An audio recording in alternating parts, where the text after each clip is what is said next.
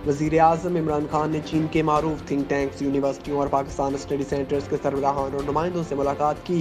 पाक चीन के ताल्लुकात की अहमियत और इलाकाई इस्तेहकाम और खुशहाली को यकीनी बनाने पर जोर देते हुए मकबूजा जम्मू कश्मीर के तनाज़ा पर चीन के गैर मुतज़लज़ल हमायत पर भी शुक्रिया अदा किया। इमरान खान का कहना था कि भारत के जारहाना रवैये और हिंदुत्वा नज़रिया इलाकाई रमन के लिए खतरा है। मौजूदा भारतीय चीन खत्ते के देर पर अदम इस्तेहकाम का सबब बन रही है। DGISPR जनरल बाबर इफ्तिखार ने कहा है कि भारतीय आर्मी चीफ का लाइन ऑफ कंट्रोल पर ताकत की बुनियाद पर जंगबंदी से मुतल्लिक बयान गुमराह कुन है। DGISPR जनरल बाबर इफ्तिखार ने ट्वीट में कहा कि भारतीय आर्मी चीफ का यह कहना कि LOC पर जंगबंदी का सबब भारत के मजबूत पोजीशन से मुज़ाकरात हैं, एक गुमराह कुन बयान है।